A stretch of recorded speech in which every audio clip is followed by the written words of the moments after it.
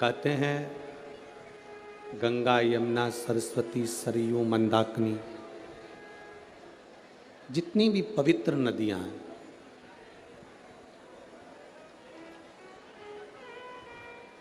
संसार में जितनी भी पवित्र नदियां विराजमान हैं, कथा के विराम दिवस में वो सभी पवित्र नदियां संपूर्ण विश्व का कल्याण करने के लिए शिव रूपी गंगा से मिलने के लिए आती हैं और शिव महापुराण में पहुंचती हैं। अब ये आपका फर्ज है, आप इस विराम दिवस की कथा को कितना ग्रहण करते हैं, कितना लेते हैं, आप कितना अपनी जिंदगी में उतारते हैं।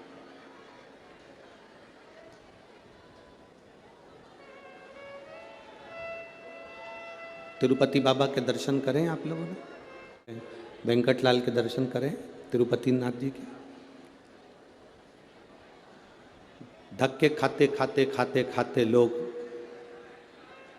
धर्म के धक्के में लगते हैं, चाहे पैसे की लाइन में लगते हैं, लगते लगते लोग वेंकटेश भगवान के सामने तिरुमाला में पहुंचते हैं। अब वेंकटेश भगवान के सामने जब पहुंचते हैं, इतना सोना, हीरा, रतन, आभूषण इतने रहते हैं और पीछे से धक्का लगाने वाले ऐसे रहते हैं कि आपको धक्का लगा के बाहर निकाल देते हैं। जो पहली बार गया होता है उसको ठीक से दर्शन भी नहीं हो पाते। बोलो सही है कि गलत है? सही से दर्शन नहीं हो पाते। धक्का लगा, बाहर निकल गए। बाद में जाकर पछतावा हुआ कि मैं इतनी दूर आया, 1000 रुपये का टिकट करवाया और 1000 का टिकट करवाने के बाद भी मुझे सही से दर्शन नहीं हुए, तो क्या मैं केवल होटल में सोने के लिए, खाने के लिए आया? जैसे वेंकटेश भगवान का, तिरुपति जी का, श्री जी बाबा नाथद्वारे वाले का, मेरे बिहारी जी का दर्शन करने के लिए गर्दी बहुत होती है। लोग बोलेंगे भी बहुत, चिल्लाएंगे भी बहुत, धक्का भी मारेंगे, पर उस बीच में आपको वेंकटेश भगवान के मुखाग्रविंद का दर्शन कर कर अपनी जिंदगी को सिद्ध करना होता है। उसी तरह 5वें दिन की कथा में अड़चने भी आएंगी, कुछ कुछ आसपास में बैठकर बोलते भी रहेंगे, पर आपके दिल को आपको बाबा से लगाना पड़ेगा, आपके मन को बाबा से लगाना पड़ेगा। आपको एक बात मालूम है, व्रत करते हो ना, तो उस व्रत में गुस्सा कौन दिलाता है? उस व्रत में मुख से गाली कौन निकलवाता है? तुम्हारे व्रत को तोड़ने का प्रयास कौन करता है? तुम्हारे व्रत को खंडित करने का प्रयास कौन करता है? जिस देवता का तुम व्रत करते हो वही देवता आपके व्रत को पूरा नहीं होने देता। कारण, अगर व्रत पूरा हो गया तो देवता को प्रकट होना पड़ेगा और प्रकट होकर उसको वर देना पड़ेगा। इसलिए देवता कहते हैं कि इसके व्रत में थोड़ी सी खलबली कर दो,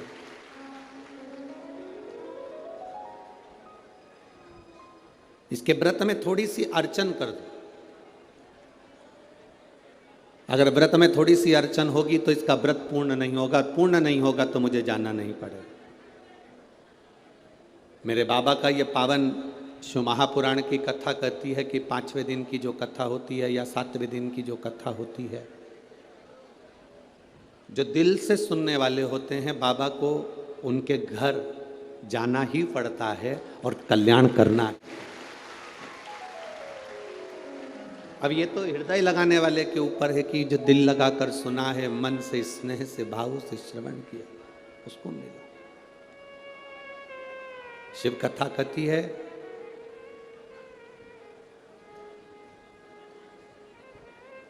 शिव जी को पाने के लिए, मेरे बाबा को अपना बनाने के लिए, भगवान शंकर को प्राप्त करने के लिए तुम्हें बहुत सारा तप नहीं करना, तुम्हें बहुत सारी साधना नहीं करना। कोई तुमसे कह दे कि तुम कैलाश पर जाकर बैठ जाओ बाबा को प्राप्त करने के लिए, गंगा जी के घाट पर जाकर बैठ जाओ बाबा को प्राप्त करने के लिए, तो तुम हाथ जोड़कर कह देना ना मैं कैलाश जाऊं ना मैं गंगा के घाट जाऊं। शिव महापुराण की कथा कहती है संत बनना सरल है, साधु बनना सरल है, तपस्वी बनना सरल है, त्यागी बनना सरल है, पर शिव महापुराण की कथा कहती है कि एक अच्छा गृहस्थी बनना सबसे ज्यादा कठिन है, सबसे ज्यादा कठिन। जितना संतों को भगवान नहीं मिले, जितना साधुओं को भगवान नहीं मिले, जितना तपस्वियों को भगवान नहीं मिले, जितना त्यागियों को भगवान नहीं मिले, उतना उतना भगवान गृहस्थी को मिला है। रामकृष्ण परमहंस जी गृहस्थी थे, संत तुकाराम जी गृहस्थी थे, नामदेव जी गृहस्थी थे, मीराबाई गृहस्थी थे, कर्माबाई, मीराबाई, नामदेव जी, तुकाराम जी, मुक्ताबाई, ये जितने जितने संत हुए हैं, जितने जितने संत भारत की भूमि पर आप स्मरण करिए, जितने साधु, जितने सन्यासी, जितने तपस्वी, जितने साधक, जितने उपासक, इनको परमात्मा को मिलने में देरी हो गई, पर जो घर में रहकर भगवान को दिल से मना लिया, मेरा मुरली मनोहर, मेरा शंकर, मेरा कृष्ण, मेरा हरि विठ्ठल, उसके सामने आ गया।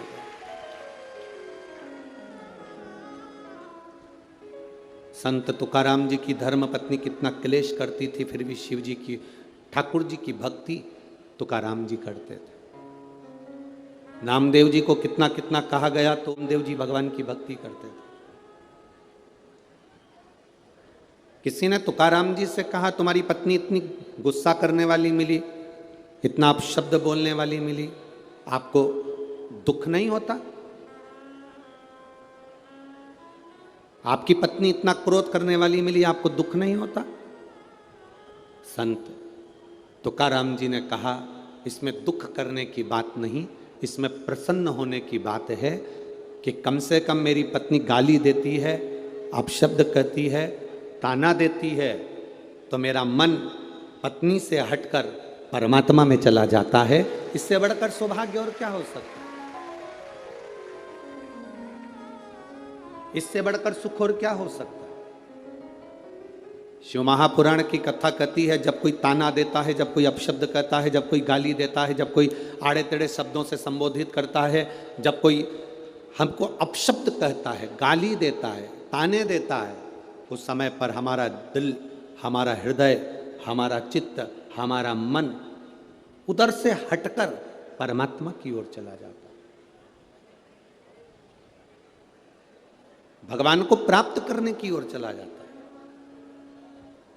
और कभी कभी जिंदगी में ऐसा भी समय आता है कि व्यक्ति अपने चक्कर में, अपने परिवार के सुख के लिए, अपने सुख के लिए, पत्नी, बच्चे, कुटुंब, परिवार के सुख के लिए, माता पिता, भाई बहन के सुख के लिए अपनी जिंदगी को भी नष्ट कर देता। एक कथा आती है शिव महापुराण के अंदर संजीवनी मंत्र की।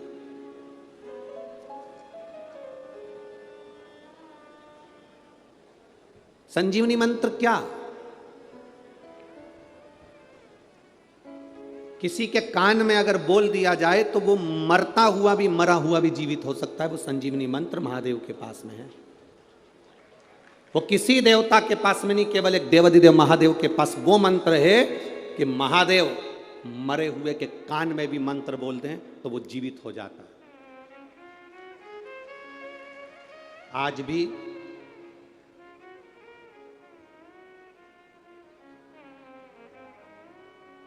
हिमाचल प्रदेश में एक शिवजी का मंदिर है, कभी अब उसका स्मरण हमें नाम तो हमें स्मरण में नहीं आ रहा है, पर अगर आप लोग नेट पे सर्च करेंगे तो वो आ सकता है। उसका वर्णन स्कंद पुराण में भी है, लिंग महापुराण में भी उसका वर्णन आता है।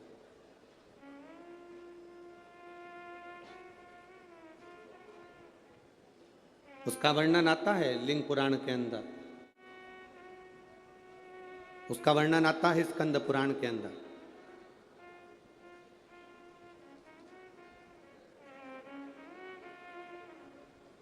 लिंग पुराण में, स्कंद पुराण में इसका विशेष वर्णन आता है, विशेष।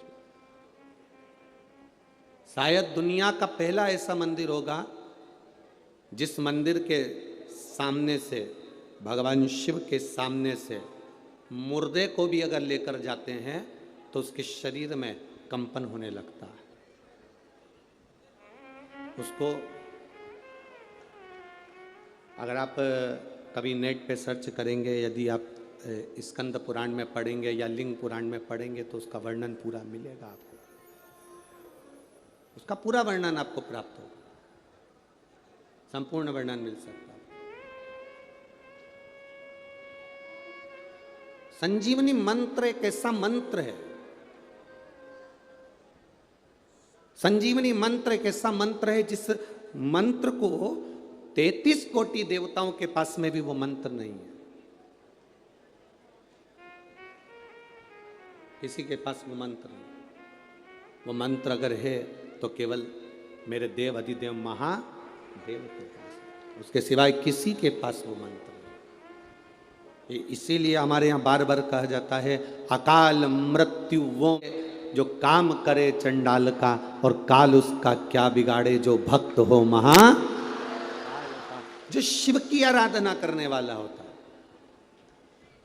जो शंकर की भक्ति में डूबने वाला होता है, जो शिव तत्व को प्राप्त करने वाला होता है,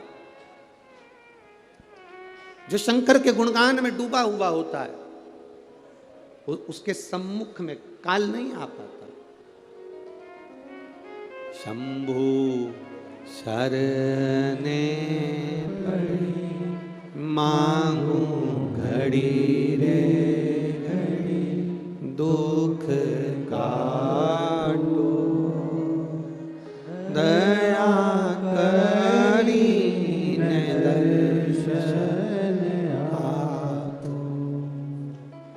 शंभु शरणे पड़ी मांगू घड़ी रे घड़ी, दुख काटो दया करी ने दर्शन। शिव महापुराण की कथा कहती है 33 कोटि देवता इस संजीवनी मंत्र को पाना चाहते हैं। 33 कोटि देवता इस संजीवनी मंत्र को लेना चाहते हैं। अब कौन होगा ऐसा संसार में जिसको संजीवनी मंत्र नहीं चाहिए? कौन होगा ऐसा? देखिए, शिव महापुराण का पंचाक्षर मंत्र नमः शिवाय, षडाक्षर मंत्र ओम नमः शिवाय, शिव महापुराण का श्री शिवाय नमस्तुभ्यम, शिव महापुराण का महामृत्युंजय मंत्र,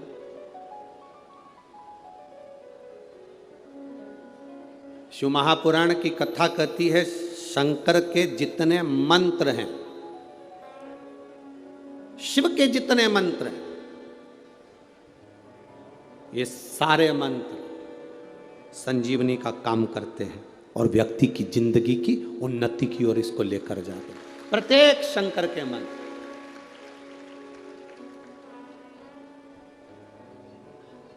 शिव का एक भी मंत्र कमजोर नहीं है, शंकर का एक भी मंत्र खाली नहीं जाता। आप अगर श्री शिवाय नमस्तुभ्याम का जाप कर रहे, प्रतिदिन आपके मुख से 11 बार 21 बार श्री शिवाय नमस्तुभ्यम मंत्र निकल रहा है, भले काम करते करते निकले। शास्त्र कहता है 1 वर्ष 11 दिन जिसके मुख से 11 बार प्रतिदिन श्री शिवाय नमस्तुभ्यम मंत्र का जाप निकलता है, वो मंत्र सिद्ध हो जाता है और उस मंत्र से वो अपने जीवन को सुखी कर सकता है। 1 वर्ष 11 दिन इस मंत्र के उच्चारण से, और कितनी बार बोलना है? जम के बोलो जरा। मंत्र कोई भी हो, उसका उच्चारण, उसका स्मरण करते करते वो सिद्ध हो जाता है। मंत्र सिद्ध करने के लिए आपको कहीं पहाड़ पर जाने की जरूरत नहीं है। मंत्र को सिद्ध करने के लिए आपको किसी नदी के तट पर जाने की जरूरत नहीं है।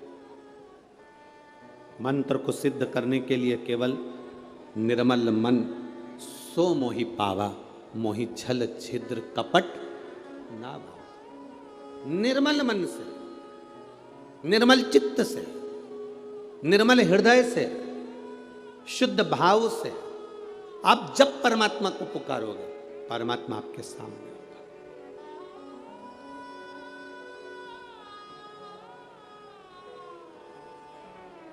श्री शिवाय नमस्तुभ्यं, श्री शिवाय नमस्तुभ्यं।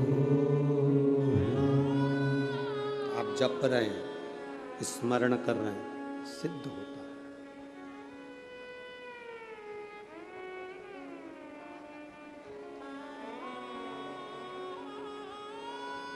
एक कथा के पंडाल में 5 लाख लोग आते हैं कथा सुनने के।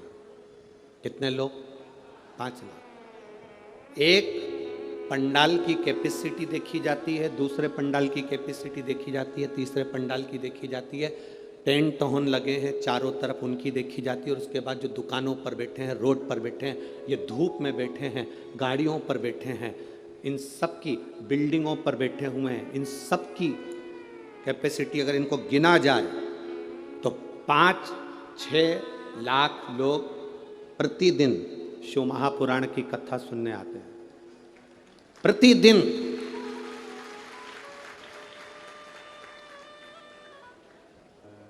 छह लाख लोग अगर आज सुनने के लिए शंकर की आ रहे हैं, 2 बार बीच में भजन होता है और 2 बार श्री शिवाय नमस्तुभ्यम को 5 बार बोला जाता है। बोलो सही है? अब 1 बार भजन होने के बाद जब हम स्तुति करते हैं, 5 बार श्री शिवाय नमस्तुभ्यम बोलते हैं, 6 लाख लोग एक साथ 5 बार अगर मंत्र बोलेंगे तो कितना हो गया? 30 लाख। 2 बार बोल लिया 60 लाख। फिर बीच में कहीं श्री शिवाय नमस्तुभ्यम 1-2 बार मुख से निकल गया। ऐसा 1 से 1.25 करोड़ बार एक कथा में श्री शिवाय नमस्तुभ्यम निकलता है। शरीर में 3.5 करोड़ रोम हैं हमारे। ये पूरे शरीर में 3.5 करोड़ रोम छिद्र हैं। और हमारा शास्त्र कहता है 3.5 करोड़ रोम छिद्र।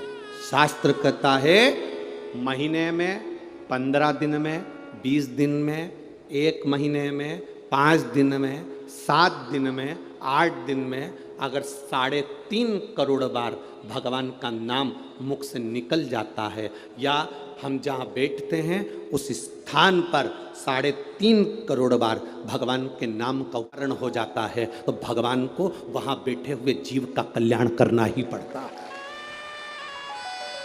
अब लोग कहते हैं गुरुजी आखिर शिव महापुराण में आने वाले का कल्याण क्यों होता है? शिव महापुराण दूर दूर बैठ के लोग सुनते हैं, उसका फल क्या मिलता है? शिव महापुराण के इस पंडाल में पहुंचने पर जो धूल उड़ती है उसका प्रमाण क्या है? शिव महापुराण की कथा सुनकर लोग रज को अपने शरीर में लगाते हैं, उसका प्रमाण क्या है? उसका प्रमाण केवल यही है कि 3.5 करोड़ बार आप और हम सब मिलकर 5 दिन में, 7 दिन में, 8 दिन में इस कथा के अंदर भगवान को बोलते हैं तो वो देव अधिदेव महादेव अपने को आकर आशीर्वाद प्रदान करता ही है, ये निश्चितता।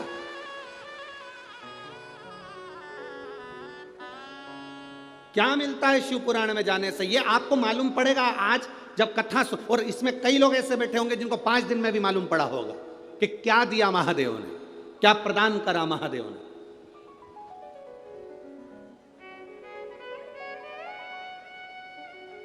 ये उसके भीतर का बल। संजीवनी मंत्र किसको नहीं चाहिए? हमसे लोग कहते हैं संजीवनी मंत्र कौन सा है गुरुजी? हम कहते हैं आप तो श्री शिवाय नमस्तुभ्यम जप लिया करो, ये भी किसी संजीवनी से कम नहीं है हमारा।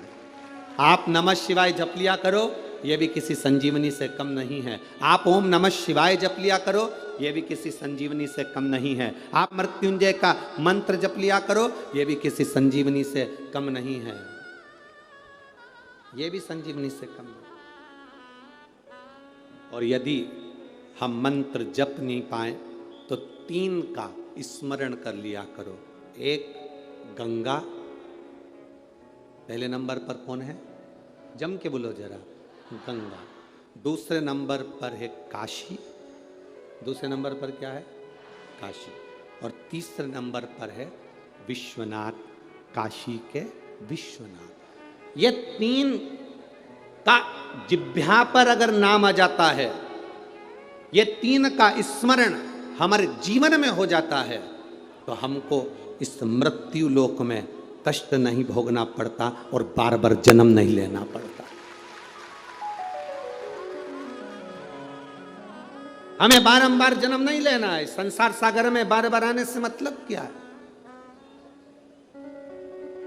पर मत बुरे कर्म कर बंदे वरना पछताएगा, भगवान की आंखों से तू बच नहीं पाएगा, तू बच नहीं पाएगा।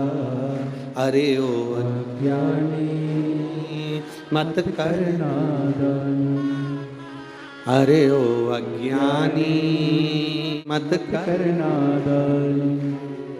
तेरे कर्म का फल भी तू ही पाएगा, जैसा किया तूने तेरे आगे आएगा।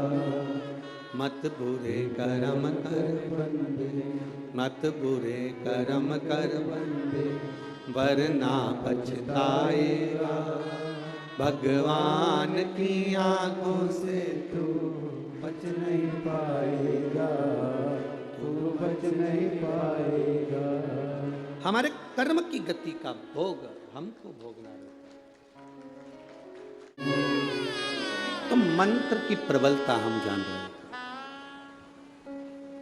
3.5 करोड़ रोम छिद्र इस मनुष्य की देह पर, 21,600 श्वास प्रतिदिन हमारे शरीर से निकलती है। कितनी श्वासें निकल रही हैं? जम के बोलो। 21,600 श्वास प्रतिदिन निकल रही है, प्रतिदिन। और 21,600 श्वास प्रतिदिन निकल रही है। 3.5 करोड़ रोम छिद्र या मानव की देह पर हैं। आपने एक प्रसंग श्रवण किया होगा भगवान कृष्ण का कि मेरे लाडले भगवान कृष्ण द्रौपदी के लिए दौड़ दौड़ कर चले जाते थे। द्रौपदी पुकारती और भगवान कृष्ण दौड़ कर पहुंच जाते। इस बात से सत्यभामा जी को अच्छा नहीं लगा। सत्यभामा जी ने रुक्मणी जी से कहा, जी मुझे एक बात समझ में नहीं आती कि भगवान कृष्ण हमारे स्वामी, ये द्रौपदी बुलाती है और हमारे स्वामी भागकर चले जाते।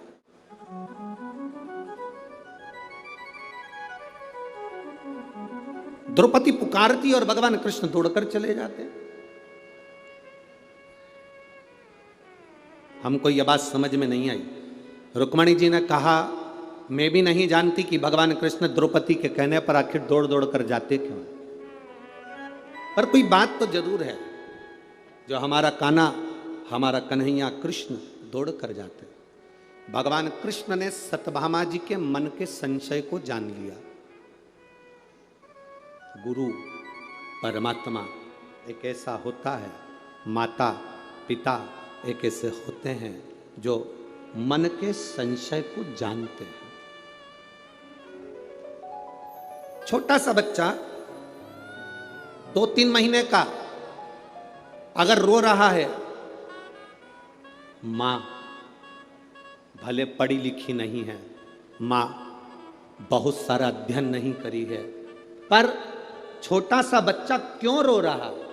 छोटे से बच्चे को तकलीफ क्या है? छोटे से बच्चे को कष्ट क्या है? छोटे से बच्चे को तकलीफ क्या हो रही है? मां भले पढ़ी लिखी ना हो, पर मां अपने बच्चे को रोता हुआ जानकर समझ जाती है कि इसके पेट में दर्द है, कि इसके हाथ में दर्द है, कि इसको क्या तकलीफ है। मां जान जाती है, मां पहचान जाती है।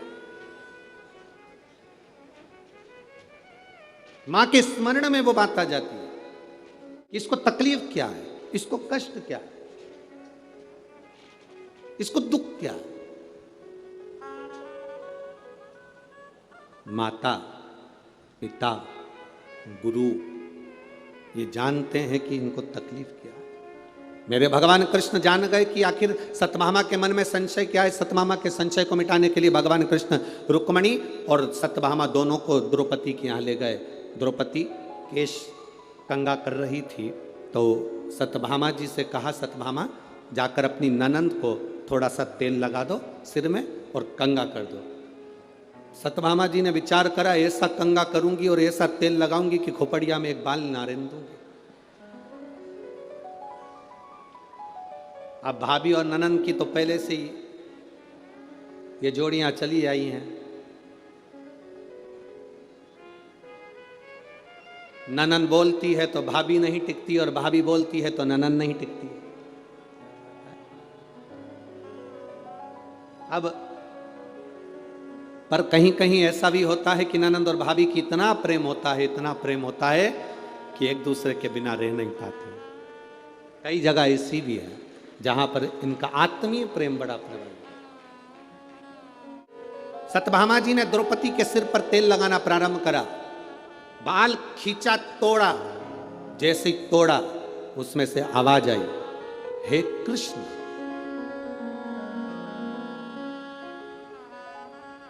फिर बाल खींचा, फिर उसमें से आवाज आई, हे कृष्ण।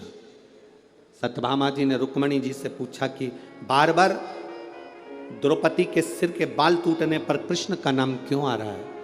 रुक्मणी जी बोली, मुझे नहीं मालूम। इतने में भगवान कृष्ण आ गए और कन्हैया ने आकर कहा, री सत्यभामा, तुम कहती हो कि मैं दौड़ दौड़ के द्रौपदी के घर क्यों आता हूं?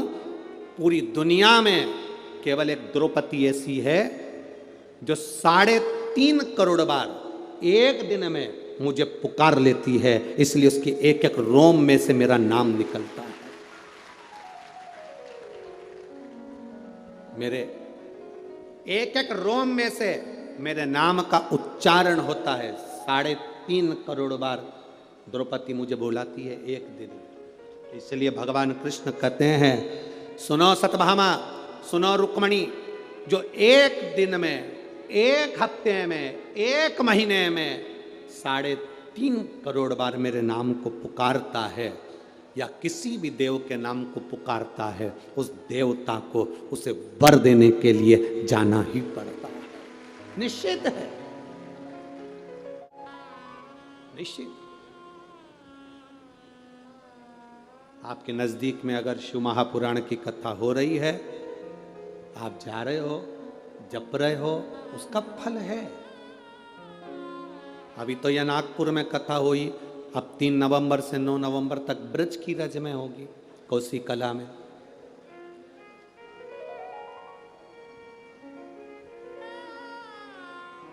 अब तीर्थ में बैठकर, ब्रज की रज में बैठकर 3.5 करोड़ बार भगवान के नाम को पुकारना, तो फिर केवल अकेले शंकर का दर्शन नहीं, ब्रज की रज में फिर मेरे ठाकुर का भी तो दर्शन हमको प्राप्त होगा।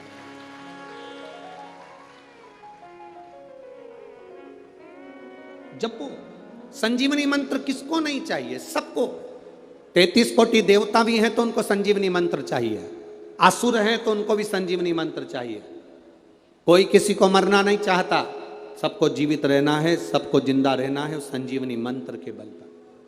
और वो संजीवनी मंत्र किसी के पास है ही नहीं। 33 कोटि देवताओं के पास नहीं है, असुरों के पास नहीं है, राक्षसों के पास नहीं है। वो संजीवनी मंत्र केवल एक के पास में है, और वो देव अधिदेव महादेव, केवल उन्हीं के पास, बाकी के किसी के पास नहीं।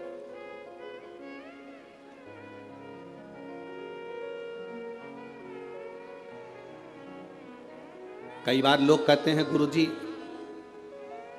शिव महापुराण क्या है,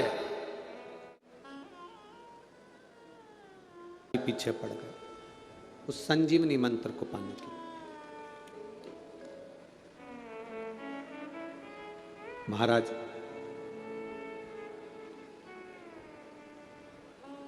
अब मंत्र मिलेगा किसको?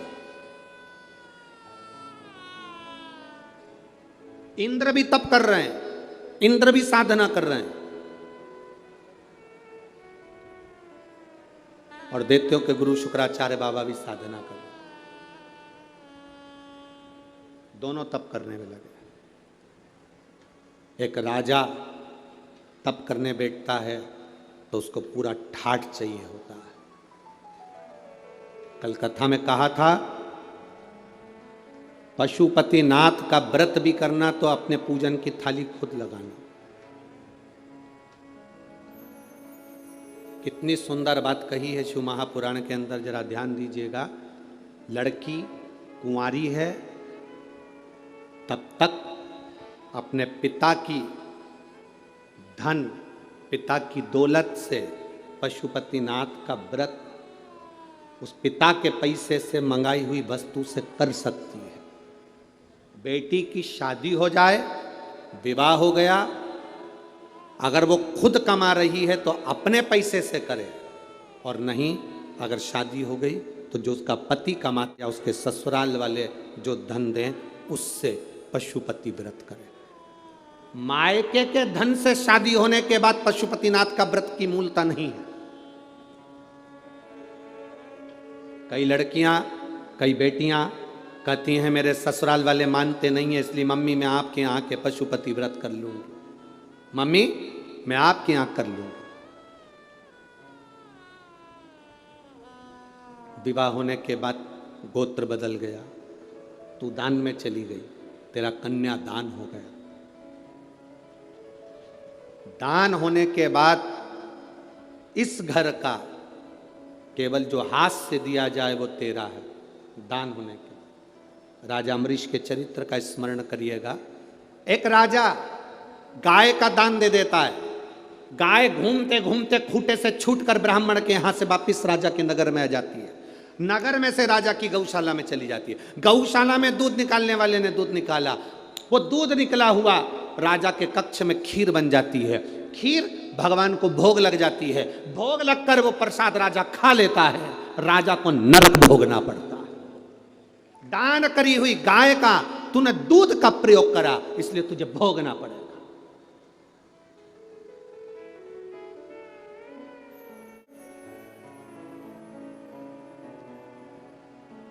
भंडारा भंडारा भंडारा, हमारी तरफ से 2 पीपा तेल दान में दिए।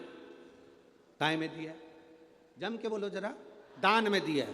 तूने 2 पीपा तेल दान में दिया है, वो 2 पीपे तेल की सब्जी और पूड़ी मत खा लेना, क्योंकि तूने दान दिया है। अगर तू कहता मैंने 2 पीपा तेल भगवान के प्रसाद में दिया तो प्रसाद खा सकता था, पर तूने दान दिया तो दान का उपयोग नहीं कर सकता। तो वो दान का उपयोग नहीं कर सकता। भंडारा भंडारा भंडारा, मेरी तरफ से 1 बोरा 1 कुंटल गेहूं, आटा, चावल, दाल दान में दिया। अब दान में दिया तो तू खाना मत ही, तूने दान दे दिया। हमारी शास्त्र रीति कहती है बेटी का कन्यादान करने के बाद तो बुजुर्ग माँ बाप बेटी के घर का नहीं खाते, क्योंकि हमने दान दिया है, दान दिया है इसलिए नहीं खाते। अब तुम किस अंदाजे में, गुरु जी मैं पशुपति व्रत कर रहा हूँ, मैंने ये वाला अनुष्ठान करा, मैंने ये पूजन करी, मैंने ये आराधना करी, आपने जो उपाय बताया मैंने सब करा, पर बाबा हमारी क्यों नहीं सुनता? उसको कहाँ कर रहे हो, किस जगह पर कर रहे हो, कौन से धन का प्रयोग कर रहे हो? कहीं तुम मायके के जल का, मायके के परिंडे का, मायके के हंडे का पानी तो नहीं ले रहे हो? उसमें उनके पितरों का वासा है, तेरे पितरों का नहीं। आप आए नहीं, सुबह हो गई, मेरी पूजा की थाली धरी की धरी रह गई। क्यों नहीं आए? कारण क्या था? किस कारण नहीं पहुंचे? क्या हुआ ऐसा जो आप आते नहीं? कारण क्या? मेरी पूजा में कोई ना कोई कमी रह गई। क्या कमी रही है वो हमको। एक नाटक चलता था पहले, एक नाटक पहले चलता था, कमजोर कड़ी। किसी के स्मरण में है? कमजोर कड़ी कौन सी है? तो उसमें देखते थे कि इतने सारे लोग जब गेम खेलते थे तो उसमें कमजोर कौन है। हमारी भक्ति में, हमारे भजन में, हमारे स्मरण में कमजोर कड़ी कौन सी है वो हमको देखो।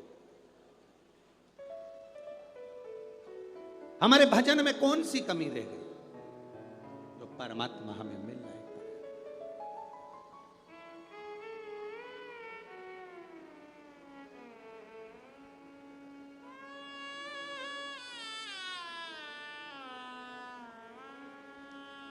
तुम कहो तो मेरे भोले, तेरे मंदिर में डेरा लगा। आप कहो तो इस मंदिर में मैं डेरा लगा लूं, पर महादेव कहते हैं क्यों डेरा, किस लिए? एक राजा भी तप साधना कर रहा है, इंद्र संजीवनी मंत्र को पाने के लिए। एक असुरों के गुरु शुक्राचार्य जी भी तप साधना कर रहे हैं संजीवनी मंत्र पाने के लिए। राजा सोचता है राक्षसों के गुरु हैं, इनको क्या संजीवनी मंत्र मिलेगा।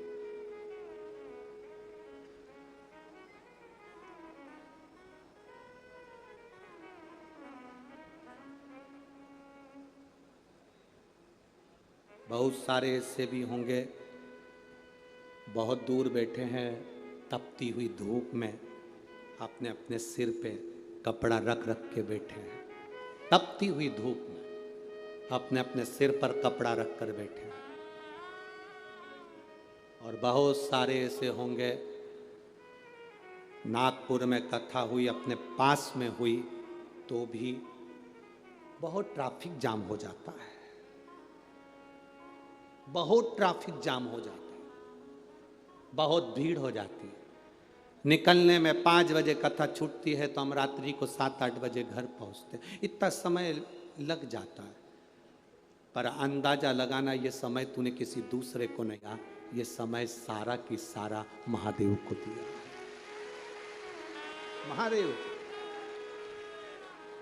जब व्यक्ति वेंटिलेटर पर पड़ा होता है, आईसीयू में पड़ा होता है, उस समय पर मरने वाले के लिए कोई नहीं कहता भगवान इसको 1 करोड़ रुपए दे दो, भगवान इसको 1 लाख रुपए दे दो। जो भी कहता है भगवान से काम न करता है, थोड़ी इसकी उम्र बढ़ा दो भगवान, थोड़ा सा समय और दे दो भगवान, थोड़ा सा समय और दे दो भगवान, थोड़ा सा समय और दे दो। बच्चे छोटे हैं, बच्चों के ब्याह नहीं हुए, काम धंधा पड़ा है, भगवान थोड़ा सा। डॉक्टर कह रहा है अंतिम समय आ गया, घर के लोग भगवान से करे इसका समय बढ़ा दो। मरने वाले को धन के लिए नहीं कहा जाता, उसके समय बढ़ाने को कहा जाता है। तो महादेव भी कह देते सुन यमराज, इसने मेरी कथा में समय दिया था, जितने कदम चलकर मेरी कथा में पहुंची थी, जितने ट्रैफिक में फंसकर समय समय निकलता गया, 4 घंटे 3 घंटे ये फंसी रही मेरे लिए, इसलिए इसको भी तू समय उतना दे दे जो समय इसने मुझे दिया था। बड़ा इसका समय। मर गया, प्राण छूट गए, वेंटिलेटर पर सांस भी जा रही है, उसके बाद वापिस आकर डॉक्टर कह देता है ना जाने क्या हो गया, इसके फेफड़ों ने काम करना चालू कर दिया, इसकी किडनी लीवर ने काम करना चालू कर दिया, इसको संतान हो सकती है। ये फल है। कहां है तुम्हारा दिया गया समय? कहां काम आएगा ये तुम्हें मालूम पड़ेगा। इस व्यासपीठ ने देखा है, नागपुर वालों ने देखा कि नहीं देखा हमको नहीं मालूम, पर इस व्यासपीठ ने देखा है। इस कथा में जिन डॉक्टरों की ड्यूटी लगती है, जिन पुलिस वालों की ड्यूटी लगती है, जिन की ड्यूटी इस कथा के पंडाल में लगती है, चाहे वो स्वीपर हो, नगर निगम वाले हों, नगर पालिका वाले हों, पुलिस प्रशासन वाले हों, डॉक्टर हों, जो भी इस कथा में ड्यूटी देता है, वो अपनी जिंदगी में समझ लेना कि तुमने आज तक जो ड्यूटी दी वो किसी नेता के नहीं दी है, मेरे बाबा के यहाँ जो ड्यूटी दी उसका फल क्या मिलेगा ये आप जानते हैं। जिस जिस जगह पर कथा कर आते हैं और जिन जिन पुलिस वालों की वहां ड्यूटी लगी होती है, उनसे एक बार फोन लगाकर जरूर पूछना कि तूने 5 दिन ड्यूटी दी थी, कभी रात को कभी दिन में दी थी, तुझे शिव महापुराण में ड्यूटी देने का फल क्या मिला है। छत्तीसगढ़ में, पुणे में, मालेगांव में, औरंगाबाद में वहां की पुलिस अलग से ऑफिसरों से कहकर कथा के पंडाल में ड्यूटी लगवाती है कि हमारी ड्यूटी लगा देना जहां शिव पुराण की कथा हो रही। कुछ तो मिला है, क्या प्राप्त होता है ऐसा, क्या मिल जाता है ऐसा, क्या देते हैं बाबा ऐसा, वो जानता। कोई अपने घर से छूट पाया, कोई अपने दरवाजे से नहीं छूट पाया, कोई आसन बिछाकर 5 दिन तक पड़ा रहा कथा को सुनने के लिए, कोई 2 बजे कथा चालू होना थी तो डेंटिंग पेंटिंग करके आराम से 2 सवा 2 बजे आ रहे और आकर दबाव बना रहे, हमें जान दो अंदर, जान दो अंदर, जान दो अंदर। यहां तो घुस सकते हो पर वहां कैसे घुसोगे।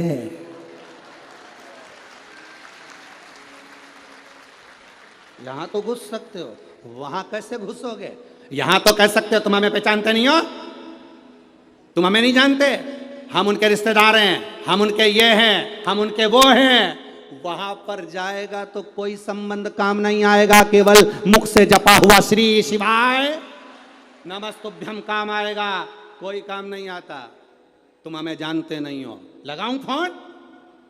ये फोन लगाते हैं तो इनके पहचान वाले आ जाते हैं, तुम एक बार मुख से नमः शिवाय बोलते हो तो वो डमरू उधर आ जाता है। अंतर इतना ही है। किसका साथ? वो शिव है, वो दूर नहीं, हमारे करीब में है, वो हमारी श्वासों में रमण करता है। शिव को क्या कहा गया? श्वास शिव है। श्वास चल रही है, समझ लेना तुम्हारा शरीर है, शिव है। शिव शरीर के अंदर है, श्वास के रूप में है। श्वास निकल गई शरीर में से, श्वास गई, शरीर नहीं बचता, शव बन जाता है। शिव निकला तो शरीर नहीं रहा, शव बन गया, वो शव है। फिर वो शरीर नहीं है, वो शव। उस शरीर की मूलता खत्म हो गई। फिर राजा इंद्र ने सोचा कि शुक्राचार्य असुरों के गुरु हैं, राक्षसों के गुरु हैं, इनको संजीवनी मंत्र मिलेगा, इनको नहीं मिल सकता, मुझे मिलेगा संजीवनी मंत्र। और इंद्र लग गए तप साधना में, इंद्र लग गए तप साधना में। यहां पर 2 तरह के लोग बैठे हैं। एक भगवान को रोज भोग लगाते हैं तो कुछ ना कुछ पकवान, लड्डू, पेड़ा, फल, फ्रूट, मिठाई जो उनके घर में होती है वो लगाते हैं। यहाँ ऐसे भी लोग बैठे हैं, रसघर में जाते हैं, थोड़ी सी खड़ी शक्कर निकाल कर, थोड़ी सी शक्कर निकाल कर ले आकर भगवान के सामने रख देते हैं। नहीं है उसके घर में 56 भोग, नहीं है उसके घर में लड्डू पेड़ा, नहीं है उसके पास में कुछ भी। अंदर गई रसोई घर में, चाय की पत्ती के डब्बे में शक्कर का डब्बा रखा था, चीनी का डब्बा, उसमें से थोड़ी सी निकाल के भगवान को भोग लगा दिया। बाबा संघर्ष की जिंदगी चल रही, इतनी कमाई नहीं बाबा कि मैं तेरी आराधना अच्छे से कर सकूं, पर बाबा शिव महापुराण में सुना है, बाबा तुझे कुछ भी ठीक नहीं लगता। सारे 33 कोटि देवी देवता को 56 भोग लगते हैं, पर मेरे महादेव को आज तक 56 भोग नहीं लगते। क्यों? महादेव खुद कहते हैं मैं मंदिर के अंदर बैठकर 56 भोग खाऊं और संसार में रहने वाला व्यक्ति भूखा सोए, ये मुझे अच्छा नहीं लगता। 33 कोटि देवता में केवल एक देवाधिदेव महादेव जिनको 56 भोग नहीं लगते। गणेश जी को 56 भोग लगेंगे, देवी जी को 56 भोग लगेंगे, महालक्ष्मी को 56 भोग लगेंगे, नारायण को 56 भोग लगेंगे, कृष्ण को, राम को, सबको 56 भोग लगेंगे, पर मेरे महादेव को 56 भोग नहीं लगते। मेरे बाबा को 56 भोग नहीं लगते। बाबा कहते हैं मैं पृथ्वी का देवता हूं, बुजुर्ग, घर का बड़ा। तुम्हारे घर में अगर कोई बुजुर्ग हो तो देखना, घर के सब लोग ताजी रोटी खा लेते हैं और घर की बूढ़ी माँ कहती है बेटा ठंडी रखी हो तो ला कर दे दे, मैं दाल से खा लूंगी, मुझे ठंडी ला कर दे। ठंडी रखी हो तो मुझे ला कर दे दे, मैं दाल से खा लूंगी। बेटा देखो फ्रिज में कुछ ठंडा चावल रखा हो तो मुझे, तो बहू कहती मम्मी गरम खा लो ना, ना ना मुझे ठंडी ला दे, मुझे ठंडी अच्छी लगती है। नहीं बासी अच्छी लगती है, हाँ ठंडी अच्छी लगती है। हाँ किसी माँ को ठंडी रोटी अच्छी नहीं लगती, किसी माँ को बासी रोटी अच्छी नहीं लगती, पर वो इसलिए खाती है कि मेरे घर के लोगों को खाना ना पड़ जाए, कहीं ये रोटी को उठाकर गाय को ना डालियाँ, इसलिए मैं खा लेती हूँ। मेरे महादेव घर के वो बुजुर्ग हैं, इस पृथ्वी पर रहते हैं ना, तो यहाँ का देवाधिदेव महादेव है, वो 56 वो खाएगा। और पृथ्वी पर रहने वाला कोई एक गरीब बड़ा अगर रूखी रोटी खाएगा तो महादेव को अच्छा नहीं लगेगा, इसलिए वो 56 भोग नहीं खाता। 56 भोग नहीं खाता मेरा महादेव। खिलाने की सामर्थ्यता रखता है 56 भोग, खिलाने का बल रखता है 56 भोग। मेरा महादेव कुछ नहीं, एक बेलपत्र, एक धतूरा, बहुत।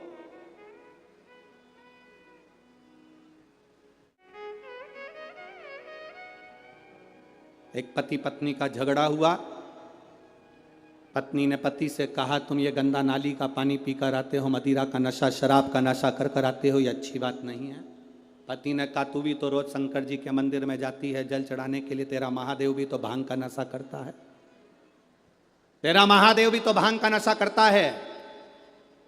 अगर देवता नशा करते हैं तो मुझे करने में क्या दिक्कत है?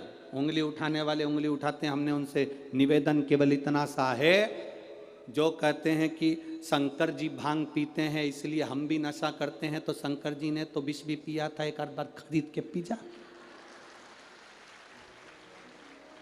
पीना, शंकर जी की होड़ करने चला है तो एक सांप कहीं से निकल जाए इसके गले में डाल दो। शंकर जी की होड़ करने चला है, कपड़े उतार नंगा निकल। शंकर जी की होड़ करने चला है तो जटा बांध ले, सिर पे चंद्रमा धर ले। चंद्रमा नहीं धरे तो तेरे घर की पानी की बाल्टी को 24 घंटे तेरे सिर पे रखे बता दे। शंकर जी की होड़ करने चला है तो थोड़ा डमरू खड़का ले। शंकर जी की होड़ करने चला है तो अपने पूरे तन पे धतूरा रख ले कांटे वाला। शंकर की होड़ करना सरल नहीं है रे भाऊ।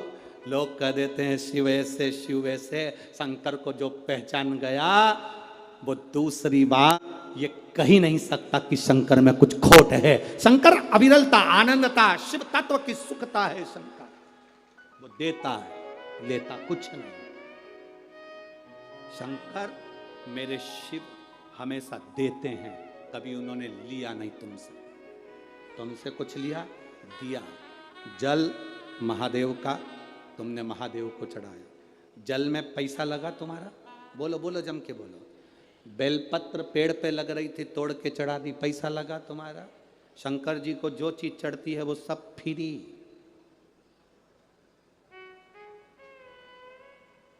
देवताओं के लिए सोने चांदी के जेवर बनवाना पड़ते हैं, महादेव को जेवर की जरूरत नहीं।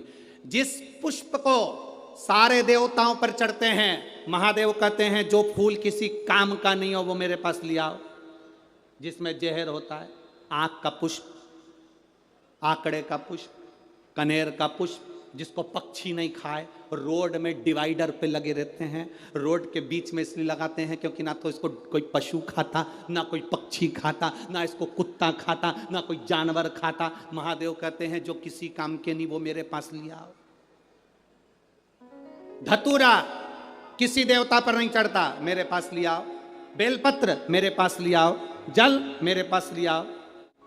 जो कहीं नहीं चलता वो महादेव के पास में लाया जाता है। इसीलिए लोगों की आज भी आदत पड़ी हुई है, कई लोगों की, जो रुपया कहीं नहीं चले, जो रुपया बाजार में नहीं चले, वो आरती की थाली में चढ़े।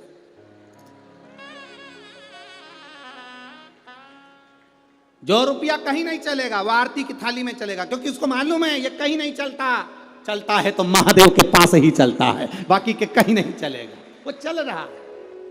हम भी वही रुपये हैं, आप और हम वही सिक्के हैं खोटे जो कहीं नहीं चल रहा है। महादेव के पास पहुंच गए। भूत चुड़ैल पिशाच, देखो भगवान विष्णु की शादी में 33 कोटि देवता आए, शंकर जी की शादी में उन्होंने डमरू बजाया, सब डाकनी पिशाचनी चुड़ैल भूत भयंकर आए।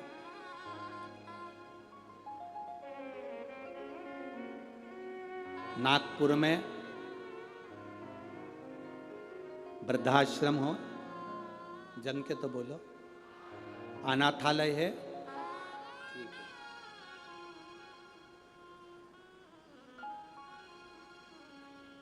रेलवे स्टेशन के बाहर भिखारी होने, बस स्टैंड के बाहर, रोड के किनारे।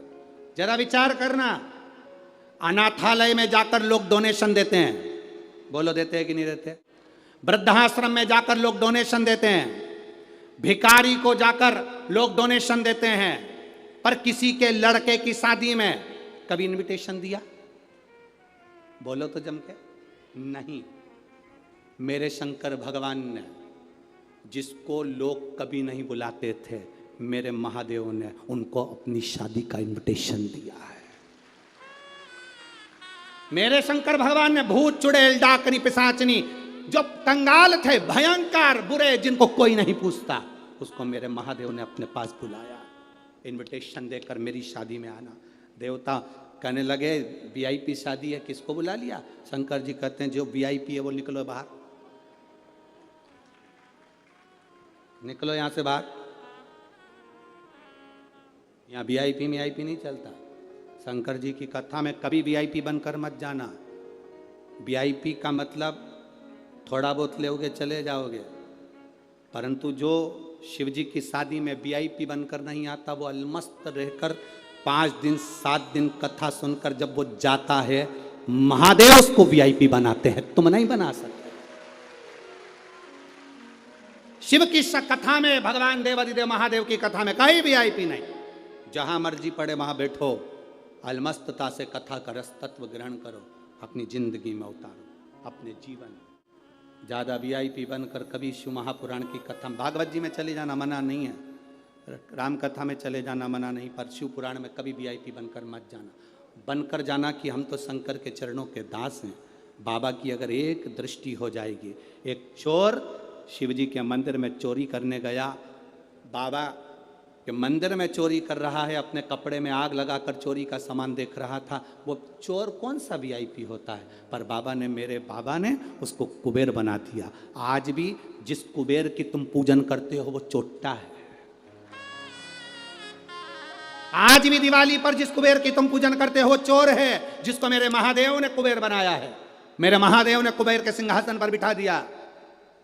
जब भगवान नारायण तिरुपति में बैठकर, तिरुमाला में बैठकर भगवान नारायण को चिंता व्यापी, मेरे ऊपर कर्जा हो गया, ऐसा भाव हो गया, तब लक्ष्मी जी भी उनको छोड़कर नीचे आ गई। तब मेरे महादेव ने कहा नारायण चिंता मत करना, मैं कपिलेश्वर बनकर तुम्हारे पास में आता हूँ, तुम चिंता मत करना। अगर मैं नीचे बैठ गया, कपिलेश्वर बनकर नीचे बैठ जाता हूँ, मैं जब तक नीचे बैठा हूँ तुम्हारे ऊपर कर्जा नहीं होने दूंगा। इतना दान चढ़वाऊंगा, इतना दान चढ़वाऊंगा कि सारी दुनिया का पैसा एक तरफ कर दो और तिरुमाला का पैसा एक तरफ कर दो, इतना वैभव दे दूंगा। कपिलेश्वर बनकर बैठ गया मेरा महादेव नीचे। आप लोग तिरुपति गए होंगे तो दर्शन करना, ऊपर तिरुमाला में वेंकटेश भगवान है तो नीचे कपिलेश्वर महादेव है। वो बैठे हैं, तो चिंता मत करना बाबा, मैं बैठा हूं। मेरे शिव देते क्या है तुमको? बल। शंकर देते क्या है तुम्हें? विश्वास कि तू हारना मती। एक चाय की दुकान भी लगाए, ठेला भी चलाए, रिक्शा भी चलाए तो हारना मती। पान की दुकान भी लगाए तो हारना मती। मैं हूं, जल चढ़ाते रहना। एक जब तक तू जल चढ़ाता रहेगा, तेरे भाग्य में दुख लिखा है। जल चढ़ाते चढ़ाते एक दिन जैसे मेरे शिवलिंग पे से चंदन अपने आप धुल जाता है, जल चढ़ाते चढ़ाते तेरे पाप को भी मैं धो दूंगा, हाथ पकड़कर खींचकर पार लगा दूंगा। तो पीछे क्यों हटता है? बोल बम का नारा है। किसको चाहिए संजीवनी मंत्र? किसको नहीं चाहिए? सब। राजा इंद्र संजीवनी मंत्र को पाने के लिए तप साधना में लग गए। जगत गुरु, देवगुरु, यहां असुरों के गुरु, वो भी लगे मंत्र को पाने के लिए। इंद्र लगे थे तो इंद्र थोड़ी देर तप करते, तप करते करते इंद्र को लगता मैंने तो बहुत तप कर लिया, पर मंत्र तो मिल ही नहीं रहा। मंत्र नहीं मिल रहा। कभी कभी हमारी गलती हो जाती है।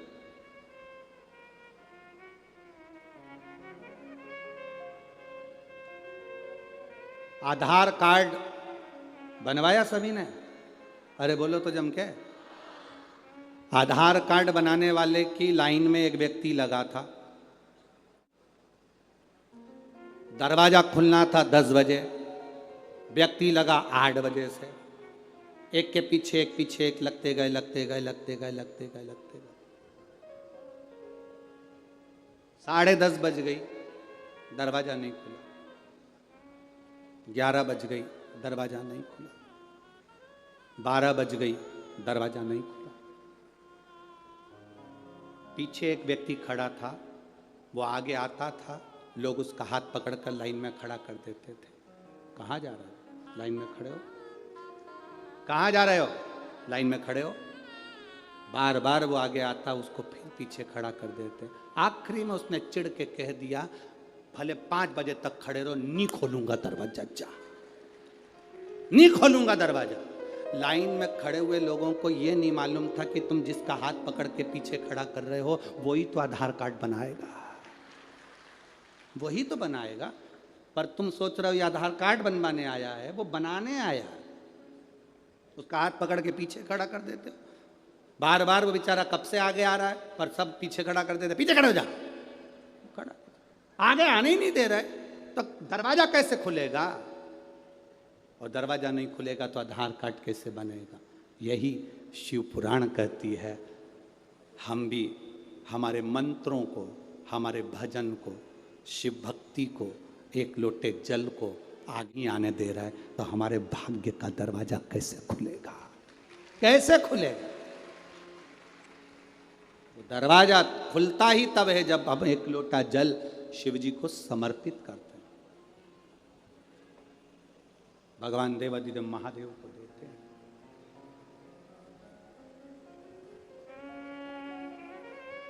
संसार के लोगों से जो प्रीत रखी है, ये प्रीत काम की नहीं है, ये प्रीत काम की नहीं। अंत समय प्रभु आना पड़ेगा, वचन दिया तो निभाना पड़ेगा।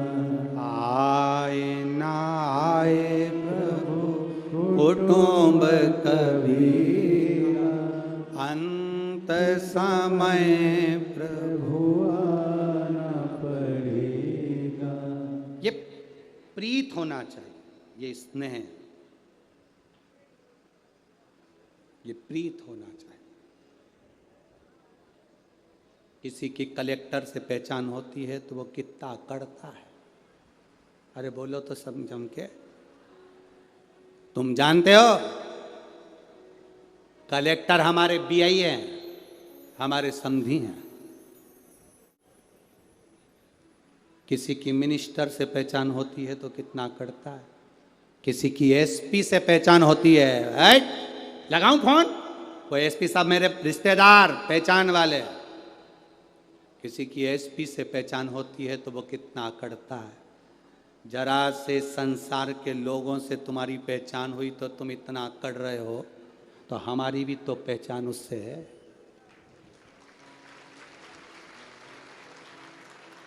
जब एक साधारण से व्यक्ति की पहचान से व्यक्ति इतना अकड़ सकता है, तो तुम में भी अकड़ होना चाहिए कि मेरी महादेव से पहचान है, मेरी शंकर से पहचान, देवाधिदेव महादेव से।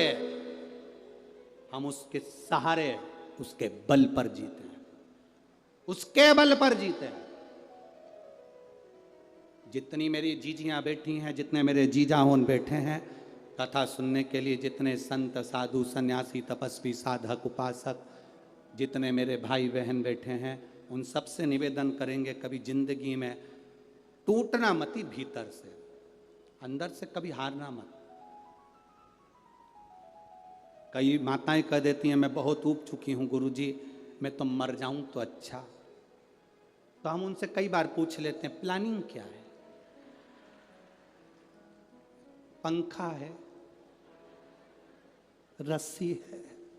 हमने कहा ये तो ओल्ड फैशन है, कुछ न्यू फैशन लाओ। तो गुरुजी भी लेती हूं। हमने कहा ये भी ओल्ड, ट्रेन के आगे मर जाती हूं, ये ओल्ड, ये तो पुराना फैशन। गाड़ी के नीचे आ जाओ, ओल्ड। कुएं में डूब के मर जाऊं, ओल्ड फैशन। तालाब में मर जाती, ओल्ड फैशन। तो उन्होंने पूछा न्यू फैशन कौन सा है? हमने कहा शंकर जी के मंदिर में एक लोटा जल चढ़ाती रहे और बाबा के दरवाजे में अपना सिर झुकाती रहे और बाबा के सामने कहती रहे कि तेरे दरवाजे पर आती रहूंगी और कितना भी परेशान कर ले मरूंगी नहीं, चाहे कुछ हो जाए। इससे क्या होगा? हमने कहा इसका सबसे बड़ा फल यह होगा कि मेरा बाबा अपने भक्त को कभी गिरने नहीं देता, हाथ से पकड़ कर उठा लेगा। मेरा बाबा कभी गिरने नहीं। हम हार गए, अंदर से टूट गए, फसल नहीं हुई, फसल बिगड़ गई, सोयाबीन नहीं आया, गेहूं नहीं आया, धन नहीं आया, व्यापार नहीं चल रहा, दुकान नहीं चल रही, उतने में हम टूट गए। फैक्ट्रियां नहीं चल रही, उतने में हम टूट गए ना। अपने विल पावर को मजबूत करना है कि अभी मेरी दुकान सही नहीं चली, और मेहनत करूं। फैक्ट्री नहीं चल रही, और मेहनत करूंगा। मैं पास नहीं हो पाया, और मेहनत करूंगा। मैं पीछे रह गया, और मेहनत करूंगा। लोग कहते कष्ट बहुत हो रहा है, जीवन में दुख बहुत है। हम कहते रेस के घोड़े को देखो, उसको नहीं मालूम कि मैं रेस में खड़ा हूं। उसका मालिक उस घोड़े पर बैठ कर चाबुक मारता है, उसको पिन चुभाता है, घोड़े को कष्ट होता है, घोड़ा भागता है। वो इसलिए नहीं भाग रहा कि रेस में खड़ा है, वो इसलिए भाग रहा है कि उसको कष्ट हो रहा है। उसका मालिक उसे कष्ट देता है, घोड़ा भागता है तो रेस जीत जाता है। हमारा मालिक हमको कष्ट देता है, इसलिए देता है कि तुम्हें भी जिताना चाहता है। हमारा मालिक भी हमको कष्ट दे रहा है, दुख दे रहा, तकलीफ दे रहा, हमारे ऊपर बार बार कष्ट आ रहा है। समझ लेना रेस के घोड़े हो तुम, तुम्हें जिताने की तैयारी कर रहा है। थोड़ा कष्ट आएगा, तकलीफ आएगी, दुख आएगा, उसमें तुम्हें हारना नहीं, दौड़ना है। मैं और अच्छा करूंगा, और अच्छा करूंगा, और अच्छा करूंगा। खाली न जाता कोई दर से तुम्हारे, खाली न जाता कोई दर से तुम्हारे, मैं भी खड़ा हूँ बाहर पसारे, अपने हृदय से लगा लो, लगा लो, गिरा जा रहा हूँ, उठा भोले अपने दर से अब तो ना टारो, गिरी जा रही हूँ, उठा लो। हारना नहीं है। इंद्र ने सोच लिया अब भगवान प्रसन्न नहीं हो रहा, मुझे संजीवनी मंत्र नहीं मिल रहा।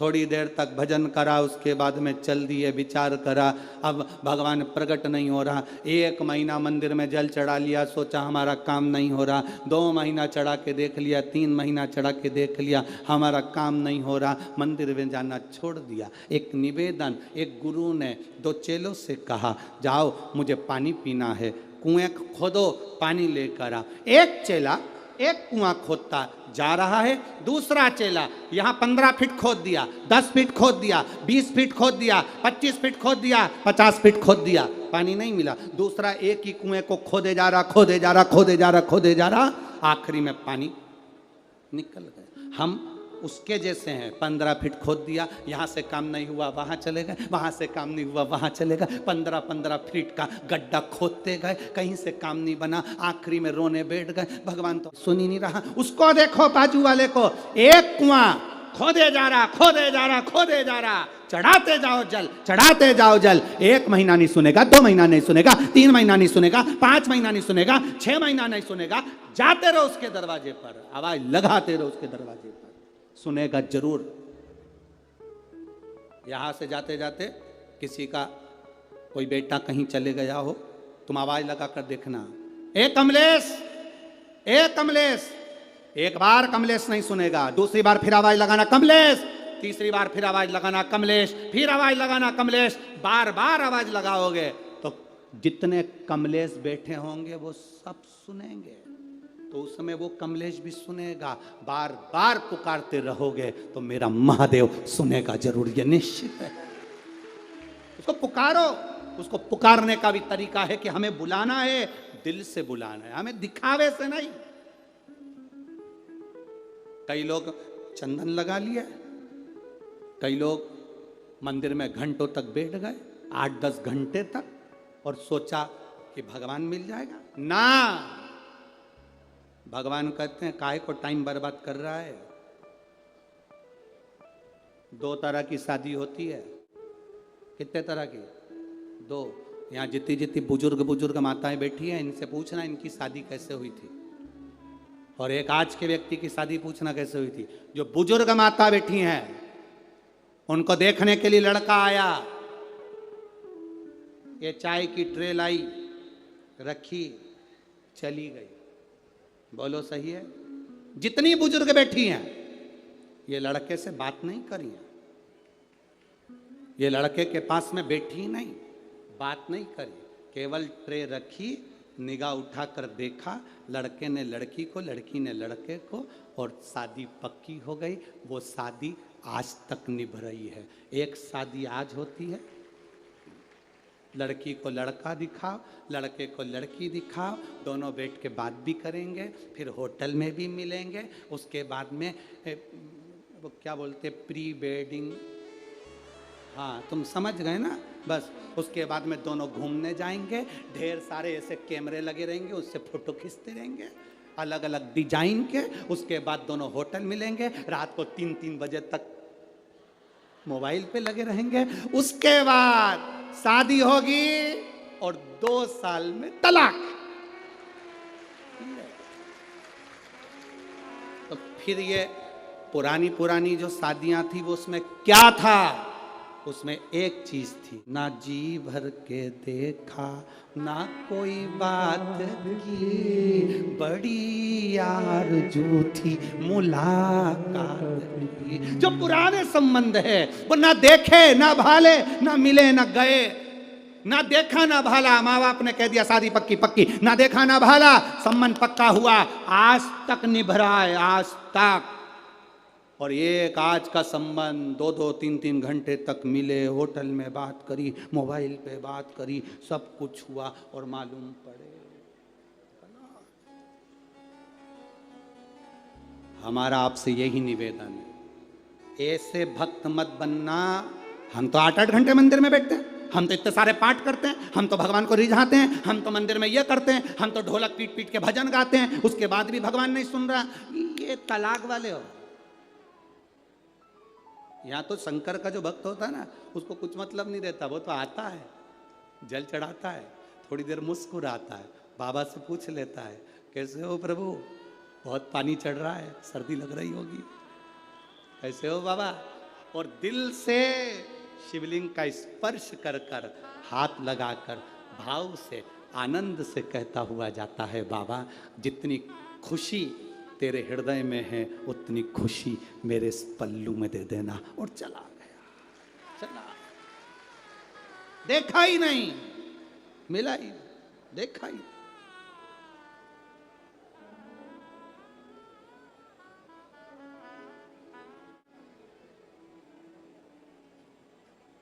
पहचाना ही नहीं महाराज।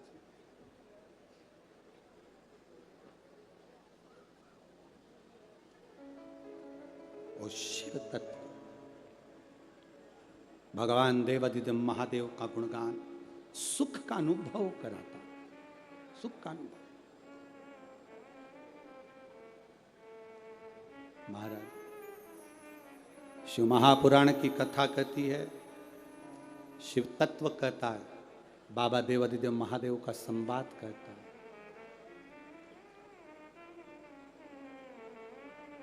जब जाओ तब उसको निमंत्रण देकर आओ। जैसे आप दया करने वाले हैं,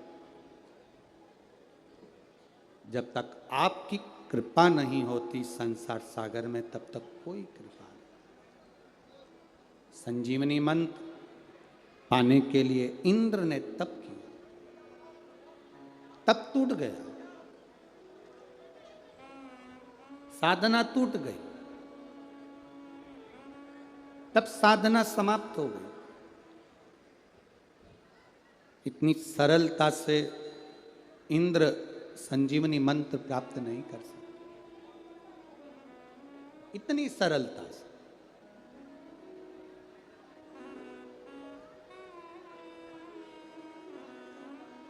महाराज दैत्यों के गुरु, असुरों के गुरु शुक्राचार्य जी तप में लीन थे, उनकी तप साधना इतनी जल्दी नहीं टूटी। धन भले ना हो पर मन महादेव में लगाओ। जाते हो आप लोग एक लोटा जल चढ़ाने के लिए शिव जी के मंदिर? सब लोग जाते हो? जाना चाहिए। बाबा से अपने दिल की बात, अपने घर का पानी ले जाकर चढ़ाना, अपने घर का। ये तो अब फैशन आ गया कि दीपावली पर मिठाई का डब्बा बाजार से खरीद कर ले जाना चाहिए, पर बुजुर्ग माताओं से पूछना, पहले घर में मिठाई बनती थी, दीपावली का कोई सामान, गुजिया, पपड़िया, खुरमे आदि आदि बनते थे, उसको थाली में लगाकर अपने रिश्तेदारों को देते थे, ढाक कर, कपड़ा ढाका जाता था, फिर ले जाकर। ये तो अब फैशन आया। अब लोगों को लगा कि बाजार से मिठाई खरीद लो, दिया। त्योहारों को भी पैसे से तोल दिया गया। त्योहार पैसे से कभी नहीं तुलना चाहिए। त्योहार को भी पैसे से तोल दिया लोगों ने। कोई मिठाई का डब्बा देकर जाता है तो हमें भी उसके घर में ड्राई फ्रूट्स देना ही पड़ता है। बोलो सही है कि गलत है? कोई अगर मिठाई का डब्बा देकर गया तो आप ड्राई फ्रूट्स दे रहे हो, कोई ड्राई फ्रूट देकर गया है तो काजू कतली दे रहे हो, काजू कतली देकर गया तो मैसूर पाक दे रहे हो। मिठाई, पैसा, बड़े गिफ्ट आइटम, इससे हमने त्योहारों को तोल दिया। पर त्योहार धन से ना तोलिए। जब दिवाली आए, होली आए, रक्षाबंधन आए, त्योहार को धन से दूर रखकर मन से जोड़ने का प्रयास करिए। त्योहारों को मन से, जो त्योहार धन से तोले जाते हैं, जो रिश्ते धन से तोले जाते हैं, वो रिश्ते बहुत लंबे चलते नहीं, बहुत लंबे नहीं चलते।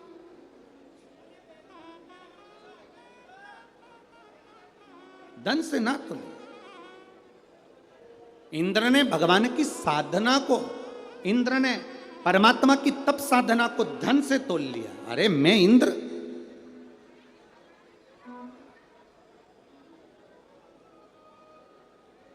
मैं इंद्र, ये मेरी तप साधना। इंद्र को संजीवनी मंत्र नहीं मिला। दैत्यों के गुरु शुक्राचार्य जी तप साधना में लगे थे, उठ नहीं पाए। तप साधना में जब उठ नहीं पाए तो उनको लग गया इंद्र को कि इसको संजीवनी मंत्र मिल सकता है क्योंकि ये तप साधना में लगा हुआ, छूट ही नहीं रहा, उठ ही नहीं रहा, इसको मिलेगा। अब इंद्र ने अपनी बेटी जयंती को बुलाया। क्या नाम था इंद्र की बेटी का नाम? जयंती। जयंती को बुलाकर इंद्र ने अपनी बेटी जयंती से कहा कि ये शुक्राचार्य जी तप कर रहे हैं संजीवनी मंत्र पाने के लिए, और मैंने भी तप करा संजीवनी मंत्र पाने के लिए, पर मेरी तप साधना पूरी नहीं हो पाई। शुक्राचार्य जी की तप साधना चल रही है और संजीवनी मंत्र इनको मिल सकता है। तो जयंती ने कहा आप चिंता मत करो, पिता अपनी बेटी जयंती से ये नहीं बोले कि तू जाकर तप साधना तोड़। पिता ने जाकर ये नहीं कहा अपनी बेटी से जयंती से कि तू तप साधना तोड़, पर जयंती कह रही है आप चिंता मत करो, मैं जाकर तप साधना तोड़ दूंगा। कभी कभी ऐसा होता है कि कोई कहता ही नहीं तुमसे कि तुम ये करो, फिर भी तुम किसी के सामने अपनी सत्ता दिखाने के लिए, अपना वैभव दिखाने के लिए कर्म करते हो। किसी एक को प्रसन्न करने के लिए किसी चार को दुखी कर देते हो तो वो प्रसन्नता किसी काम की नहीं होती, उस प्रसन्नता का कोई सुख नहीं। कहोगे गुरुजी ये कथा कहीं है? महाभारत में अश्वत्थामा की कथा।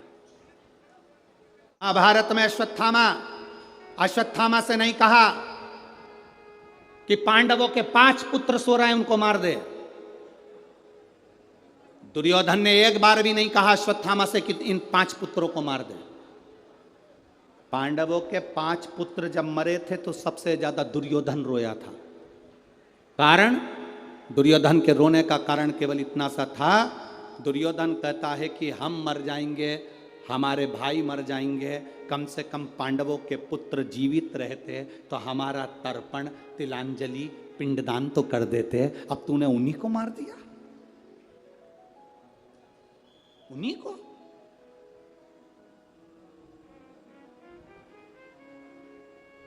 प्रेम रहेगा, प्रेम अगर है तो कोई भी 4 बांस, 4 कंधे और 40 कंडे, कितने जम के तो बोलो वो आग लगाने के लिए कितने कंडे? 40। 4 बांस, 4 कंधे, 40 कंडे। अगर तुम्हारा किसी से प्रेम और स्नेह है तो कोई दूसरा भी दे देगा, और अगर प्रेम स्नेह नहीं है तो सग्गे भी बैठे रहेंगे तो ना कोई 4 बांस देगा, ना 4 कंधे देगा, ना 40 कंडे देगा। प्रेम होगा तो दूसरे भी अपने बन जाएंगे, प्रेम नहीं तो कोई नहीं। अश्वत्थामा से एक बार भी दुर्योधन ने नहीं कहा कि तुम प्रसन्न करने के लिए कि तुम पांडवों के पुत्रों को मार दो, पर अश्वत्थामा दुर्योधन की दृष्टि में अच्छा बनने के लिए, दुर्योधन की दृष्टि में श्रेष्ठ बनने के लिए, दुर्योधन की दृष्टि में अच्छा बनने के लिए अश्वत्थामा ने द्रौपदी के सोते हुए 5 पुत्रों का वध कर दिया।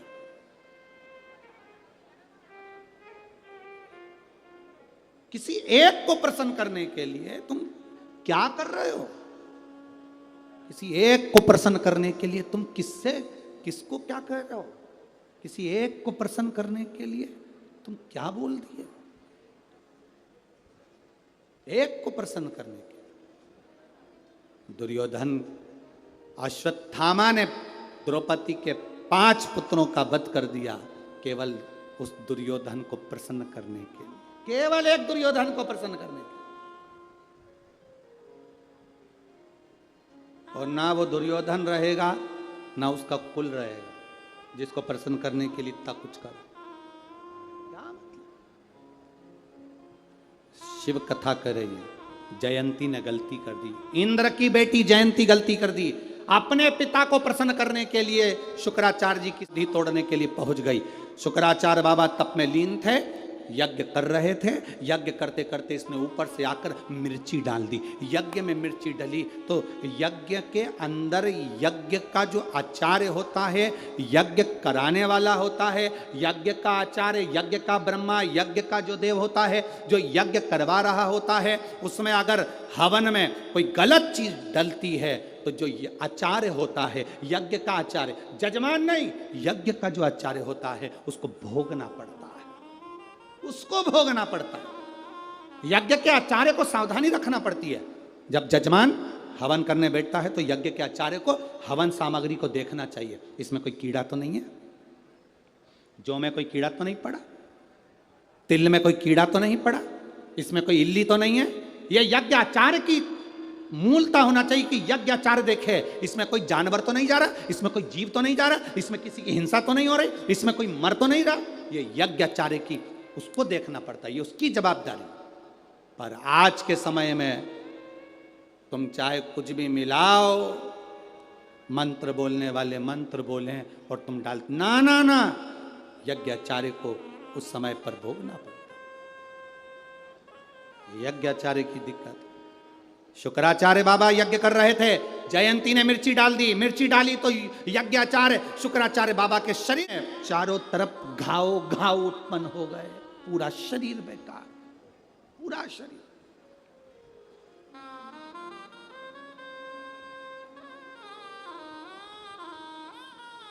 एक पत्र में एक बहन ने लिखा, आज समय नहीं मिल पा रहा इसलिए हम पत्र ज्यादा पढ़ नहीं पा रहे।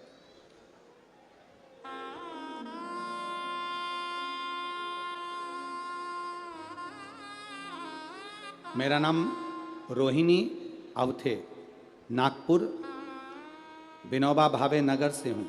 कहीं बैठी हो तो हाथ हिला सकती हैं अगर कहीं बैठी हो तो। उन्होंने लिखा है, भोले बाबा बड़े दानी हैं गुरुजी, मेरा मोबाइल नंबर ये है, मैं नागपुर की रहने वाली हूँ। मेरे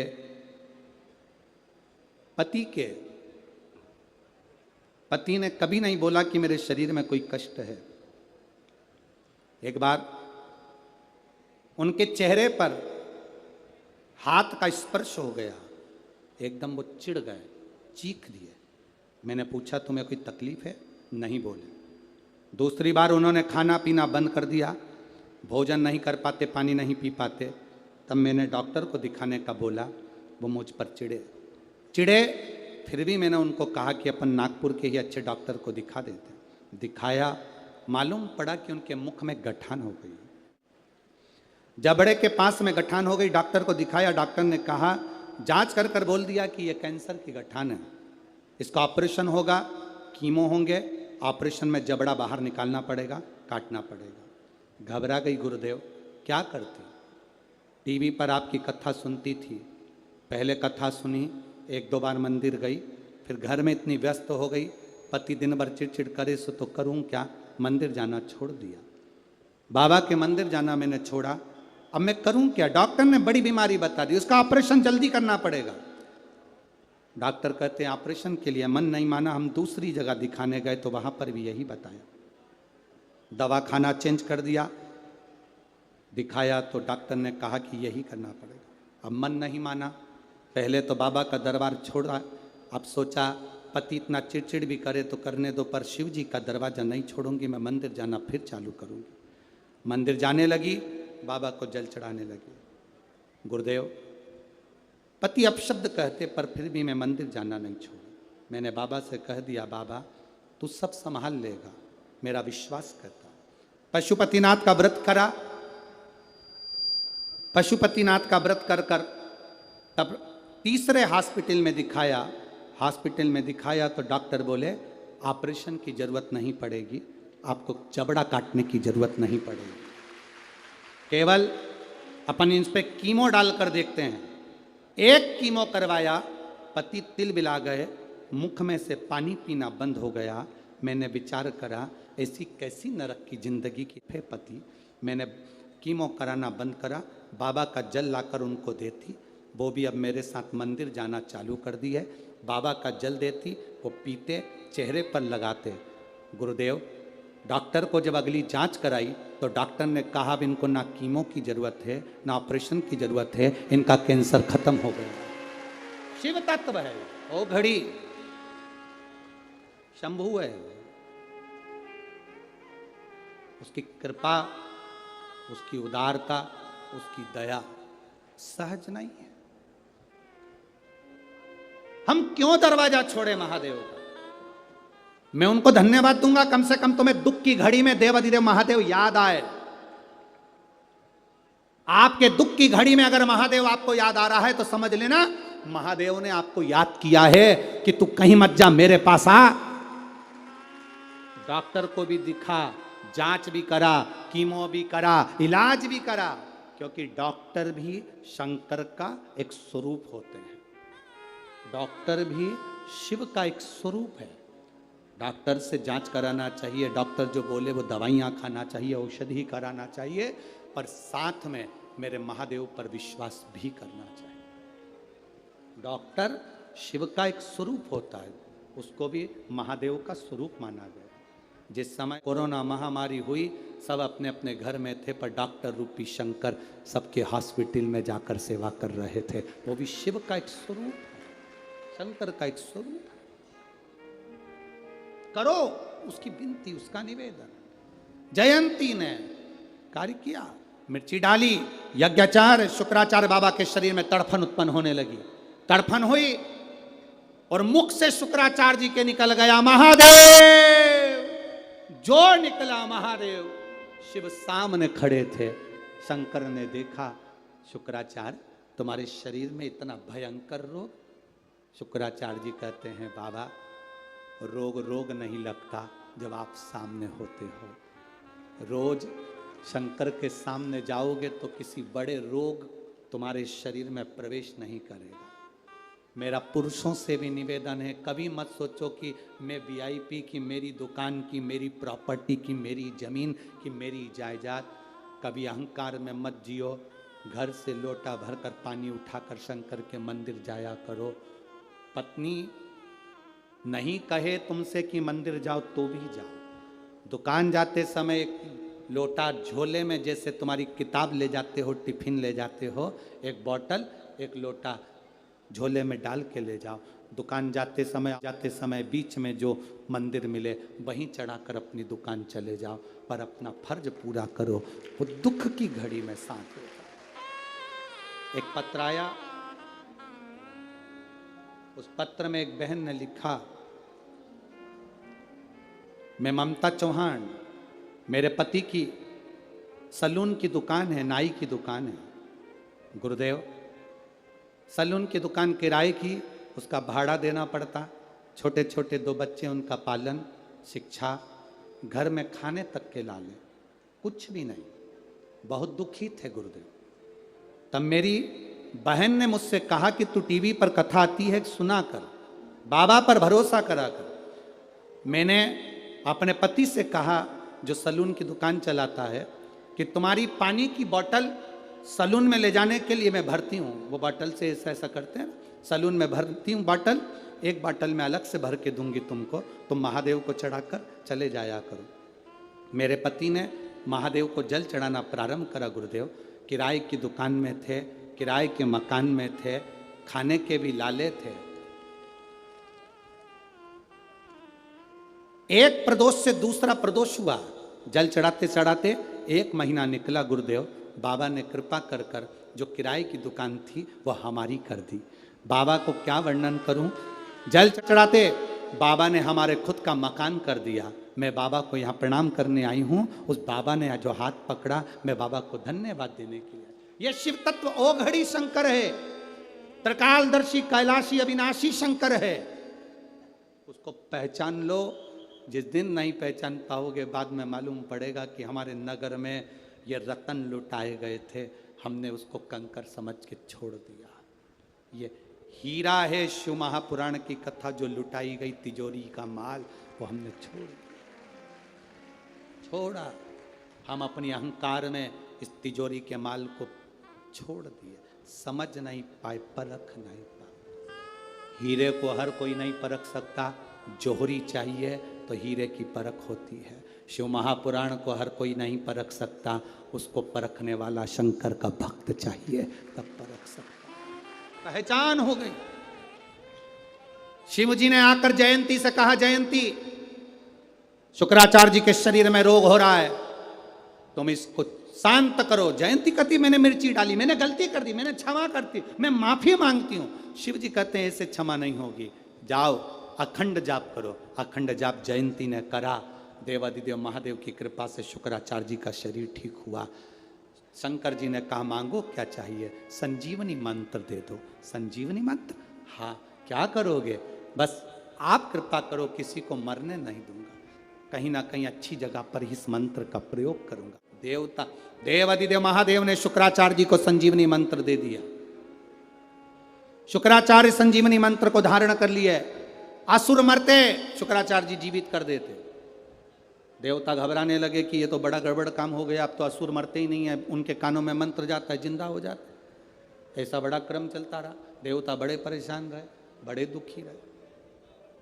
वो मंत्र शुक्राचार्य जी को मिला। लोग पूछे तुमसे संजीवनी मंत्र कौन सा है, आप कह देना नमः शिवाय, ओम नमः शिवाय, श्री शिवाय नमस्तुभ्यम। ये वो मंत्र है, महामृत्युंजय मंत्र, संजीवनी वो मंत्र है जिसको हम जप सकते हैं।